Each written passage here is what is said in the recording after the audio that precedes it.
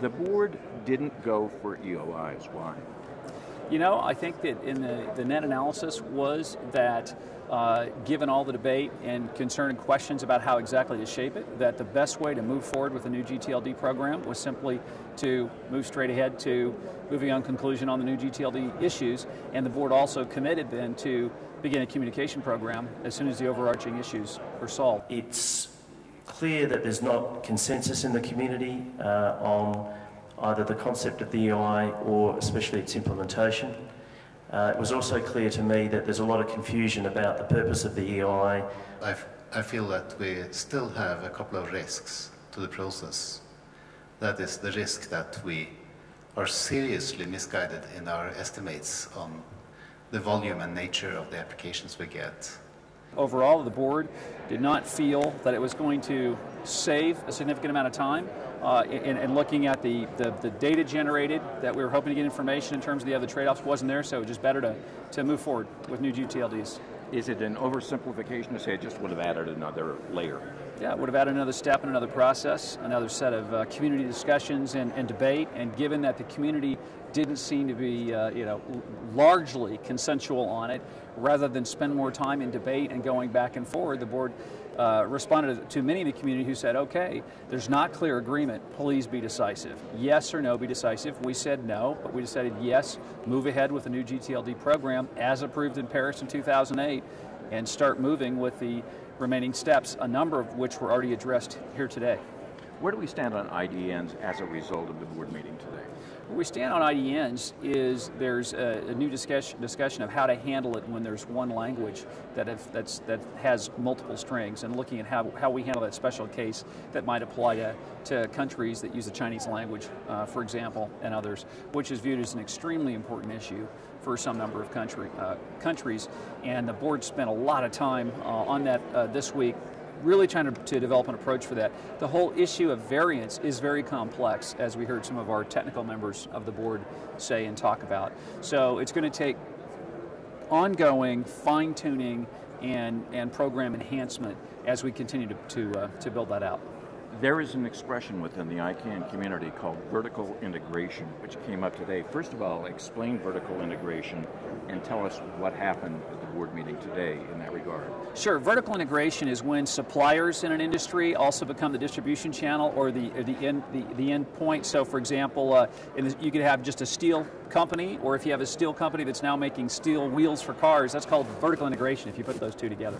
In the case of the domain name industry, registries run like .com or .net or .ke for Kenya. Registries are kind of the back end that run those top level domains. Their products are sold by registrars, like a GoDaddy or many others around the world that help you go register your domain names.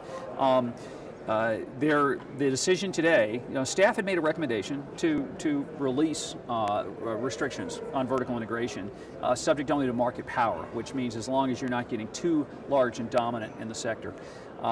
What the board, but based on the feedback from the community and the debate and discussion, the decision was to remain more consistent with what the historical practices have been, but with a very clear dividing line, in fact, saying no cross-ownership in these new GTLDs, so not to allow vertical integration unless the community policy group, the GNSO, comes up with a new policy before the new GTLD program is launched. So in other words, the board made a decision of, okay, there's not consensus right now. Given that, we're going to do this very clear separation between the two.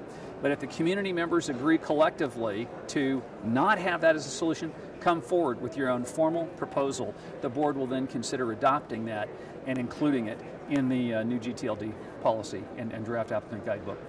Consideration of the Independent Review Panel Declaration, ICM Registry versus ICANN. A lot of controversy surrounding ICM's .XXX application. What transpired today with regard to board action? Well, the board recognized and accepted effectively the validity of the panel making the recommendation that it did.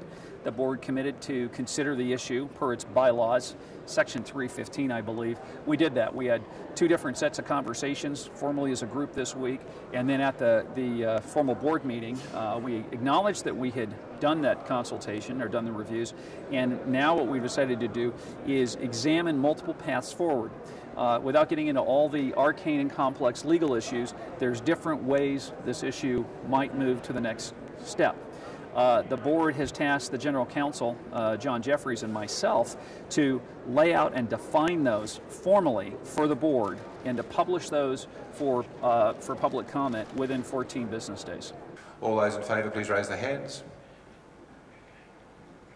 Any opposed? Any abstentions? You sound very enthused overall about this meeting. Oh, I'm so thrilled. This has been a fantastic meeting. I mean, Kenya's been beautiful. The Kenyans have been such warm hosts. The culture, also seeing this great fiber optic network that's been coming together here in Kenya and spreading across East Africa, the engagement with the African leaders in business and the internet, in government, it's just been phenomenal. And I think as a community, you know, I've heard feedback from many people who attended, said this is the best meeting they've ever been to. Someone who's gone to every meeting for 7 years. And best not only from an experience, you know, as a person experiencing the program, but the productivity of the work being done in so many different areas. So I'm absolutely thrilled.